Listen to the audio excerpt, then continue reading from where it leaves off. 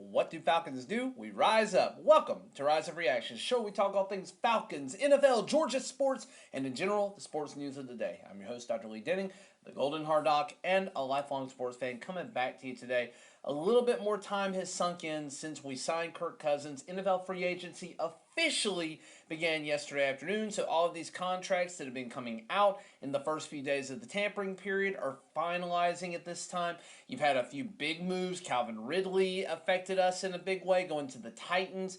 They now have a pretty potent wide receiver room, but it means that we do get pick 79 from the the Jaguars, different cat team.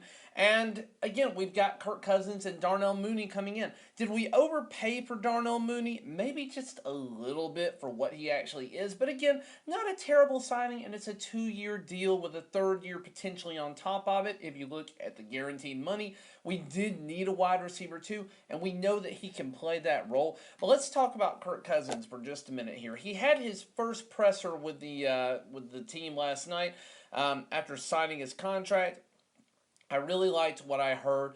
Got a little bit more insight into his history. Didn't realize that he got married in Georgia. Did not know anything about his family, but his wife is from here. Grew up in the Alpharetta, Johns Creek area. Apparently, he's spent a lot of time in Atlanta, and had he been in a position whenever he went to the Vikings, had we been in a position to need a quarterback, which we didn't at the time of Matt Ryan, we would have been one of his first options at that time. So he seemed like a guy who wants to come back to a home or a familiar place. I know he grew up in Michigan, but he wants to be in a more familiar place for his family. He's got young kids. Just watching, him sign his contract, he had a bunch of kids. I don't know how old they are, but they all seem to be under the age of 10. So it's a good place for him to grace his family, for him to kind of end his NFL career. And he's a solid NFL starter, regardless of what you want to say. What I am seeing is one of two reactions from Falcons fans. Either you've got fans who are so extremely against him that they basically call him a retread of old Matt Ryan who couldn't throw the ball, which is completely inaccurate based on what we saw from him. Or you have people like myself who are more excited and think this opens a window for us. It opens a window with our talent, with our young talent who are still on their rookie deals and who we're going to have to start signing over the next couple of years to keep on the team. It turns Kyle Pitts into a 1,000-plus yard receiver. Just literally look at anything this man has done, whether it be throwing to Logan Thomas, whether it be throwing to TJ Hawkinson, even Irv Smith at times, even though he wasn't the best tight end for Minnesota. Kirk Cousins found a way to distribute the ball to his playmakers. He has pretty consistently had an over 1,000-yard wide receiver weapon every single year that he has played a full season, which really has only been like 1 or 2 years maximum. He got hurt in the early half of last year, so he didn't get to play the rest of the season, but he was on pace to be an MVP candidate last year before he went out. He's 36 years old. He did say that he can step into the pocket and feels great throwing from that aspect. But again, he is still, remember, an Achilles injury takes about a year to heal, to completely heal from. So as far as being thrown out of the pocket, he's not there yet, which is exactly where he's supposed to be in recovery. You don't expect somebody, 4 or 5 months after an Achilles injury to be doing sprints out of an NFL offense pocket. You just don't expect that. Now, is he going to be the same player? We don't know. That's yet to be determined. But what we are getting is a window of opportunity to be competitive and to get a winning culture back. We have not had a winning team in 6 years, going on 7 if this next year goes poorly. People are kind of saying, oh, we got to get the quarterback that's going to take us to the Super Bowl. Super Bowl? Heck, we can't even make the playoffs. Let's build the culture back a little bit. Let's get a winning culture. Let's see what we can do with Raheem Morris. Let's see what we can do with Zach Robinson. Let's see what we got with Jimmy Lake. Let's see what we have with these guys and see if we can put it all together. This next year is going to be tough. Now, a lot of teams are determining their draft strategy based on what they're doing in free agency. It really is outlining more of what they want to do. But as far as what we're going to be doing for the schedule, again, I keep harping back on this. Please do not expect a 13-win season out of this Falcons team next year. it would be wonderful if we get that. And if we do get that, I think we'll be a strong contender for the Super Bowl from a fairly weak, all things considered, NFC. But again, we have the NFC East, which includes the Phillies and the Cowboys, neither of which are particularly unbeatable, but they're both tough teams, and we'll see what happens with Philly. The Giants could be on the mend. We don't know what they're going to do at quarterback yet. Danny Dimes is still the guy there for now, so that's a very beatable team, but they did just beef up their defensive line to be probably one of the top 5 in the NFL. So going to be a tough game. The Washington Commies are quietly having a good offseason. You don't know what that. You've got the AFC West, so we're going to play the Chargers for a third year in a row under Jim Harbaugh, and again, we'll see what happens there. We're going to play the Denver Broncos. We're going to play the Raiders. The Raiders definitely have a top 5 defensive line based on what they've done in the free agency so far, just on paper. And then again, you've got to play freaking Patrick Mahomes. You've got him in there. So you're going to get him at home, but you still have to play Patrick Mahomes, which absolutely freaking sucks. That is a team that you never count out for any reason whatsoever. So you've got 8 games that are, varying degrees of toughness in there. You play the division twice. I would expect with Kirk Cousins, if he plays the entire time, for Carolina to be 2 wins. I would expect us to probably at least split with the Saints. And I hope we could actually nail it down and sweep the Tampa Bay Buccaneers this coming year, because we almost did that last year. We should have. We were 3 or 4 games away from having, an 11-win season. Or I guess we were exactly 4 games away from having an 11-win season, and it pretty much all had to do with poor quarterback play. Just turn around a handful of turnovers in those games, and we go to the playoffs. Do we make it far in the playoffs? I don't know. But we definitely make the playoffs, and Arthur Smith would unfortunately still have a job with the Falcons. So, again, quarterback and coaching played a role there. The teams that we also have to play, you're going to get Kirk Cousins getting a revenge game at some point against Minnesota. That game, I believe, is going to be at Minnesota. Yeah, so he's going to go back to Minnesota for that one. You're going to have the Pittsburgh Steelers and the Seattle Seahawks also coming to Mercedes-Benz. Seattle Seahawks, that's a toss-up game. They've got solid talent. We'll see what they do in the draft. They haven't been very big in free agency so far. You got the Pittsburgh Steelers, who just have Russell Wilson now, and again, got rid of Deontay Johnson to the Carolina Panthers. So there's a lot of moves being made. It's going to be a very interesting season. As far as Darnell Mooney goes, he's not going to be expected to be our number 1 guy, so please do not go in this thinking that that's what he's going to be. We need a solid slot receiver to run a Zach Robinson offense, assuming he runs anything similar to what Sean McVay runs. And that's exactly what he is. He is solid at his job. When called upon to be the wide receiver 1, he did admirably. 140 targets, 81 receptions, over 1,000 yards. He did really well that year. And then these past couple of years, he's had poor offensive coordinator plays, had poor play calling, and he's been a little banged up.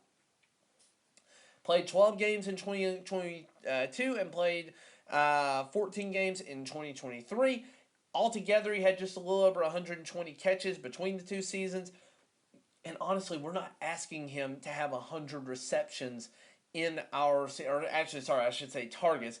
But we're not asking him to have 100 receptions in this offense.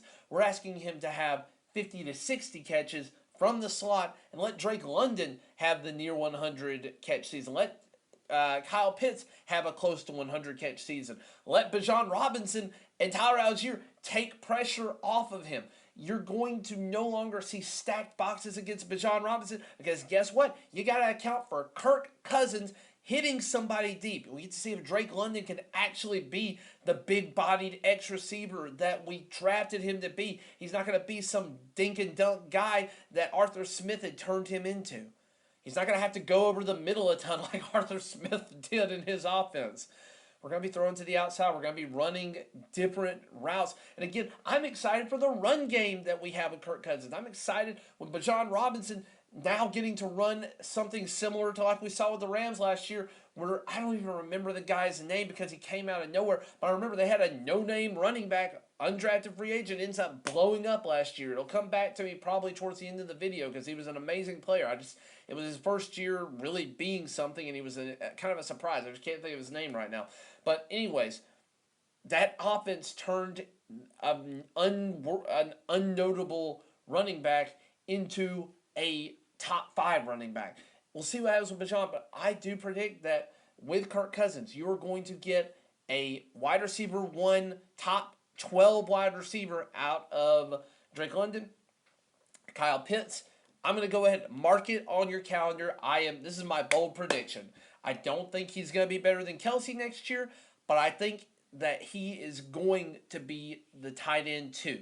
For fantasy purposes, for receiving purposes, tight end 2. I know you got Mark Andrews in there. I just really feel it in my bones. Kyle Pitts was instrumental in trying to bring Kirk Cousins to Atlanta. He was one of the first guys that reached out to Kirk, not really anonymously, but kind of out of the blue.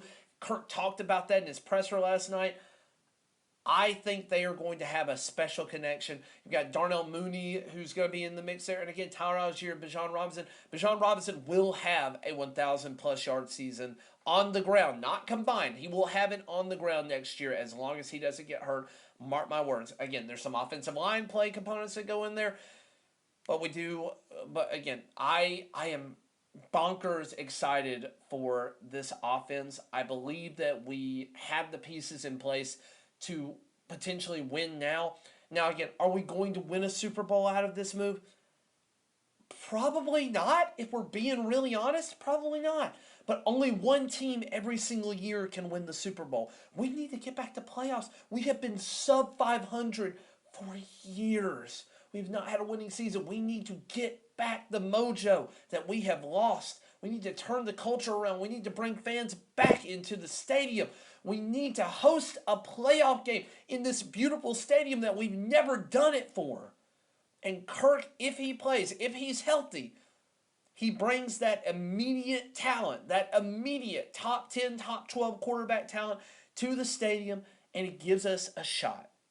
Again, I don't think we're going to have 13, 14 wins, but 10 or 11 with a winning record and winning the division, hosting a playoff game, that is certainly in the cards. I cannot wait for it. It's going to be an incredibly exciting offseason the rest of the way. What this also does is for the draft, I don't know. There have been moves now where I think it's very clear the Tennessee Titans are now going to go for that offensive lineman. And if the New York Giants don't go for offensive line, if they go for, if they don't do it, it's still up in the air on wide receiver, but I do predict that they're going to take Joe Alt. So, again, we'll see what happens here. You've got teams that are going to be trying to move up, and the Falcons could certainly be a trade partner with somebody to move back because I still think we're going to potentially be in a spot to get the best edge rusher in the class, whoever we determine that to be. If Rome Odunze or Malik Neighbors fell to us at 8, I would probably say let's go ahead and get it and have that 3-headed weapon at wide receiver. But otherwise, take the best edge rusher. We've needed it. We've neglected it. And this move to get Kirk takes quarterback off the board in the first round for us. We can look at that in the second or third as a developmental guy to sit behind him, and I'm perfectly fine with that. Let's get the heir apparent potentially and move along. Desmond Ridder ain't it. But again, who knows? Let's throw that out there. Desmond Ridder, after sitting behind Kirk Cousins for a couple of years, assuming we re-sign him, he now has a solid freaking veteran quarterback to learn from. Who has he had to learn from? He had Marcus Mariota and he had Taylor Heineke. That's the only mentors he has had on the active roster to actually help him progress. Neither of those guys are particularly good. They're NFL caliber quarterbacks to a degree, but neither one of them are NFL starting quarterbacks. They are backups at best. That's why they have been a backup position on most rosters for most of the time. Taylor Heineke did not do well in Washington as the starter, and that's how he ended up on the Falcons. For all the Taylor Heineke believers out there, this is a good move for the Falcons. I understand that there is a cultural divide within the Falcons about this. That breaks into things that are not worth talking about on this channel. It brings in things that have nothing to do with football itself, and I'm not going to bring those things into it. I will say, if you ever talk to a Falcons fan, you will see that there's a cultural divide within the Falcons, and there's a pretty solid split in how people think. Either people are doom and gloom about certain moves, or they are, high and mighty, really excited. For me, I tend to lean more towards the excited. I want to be excited about this team. I'm always going to bring my fan perspective to it. I'm an excited fan. I'm in my mid-30s. I know I act like a child sometimes on this show, but the Falcons bring so much joy when they're good and when they do moves that I think have potential. I was very excited for last season. I was not excited for the 2 seasons prior, but I'm excited for this coming season now. I thought that we, if nothing changed, would be a 4-13 or a 5-12 team. I no longer think we're going to do that. Assuming Kirk Cousins is healthy, we're going to be the front runner. It's our division to lose. And I think Kirk is a guy who could, in his final years, potentially get the Lombardi for Atlanta. Thank you for watching. Thank you for liking. Thank you for sharing. Thank you for subscribing. Thank you to the 200 plus of you who have chosen to follow me. It means the world to me. I do this for fun. I do it because I enjoy it, and I do it because I am a die-hard Falcons fan. Thanks for everything, guys. And as always, rise up.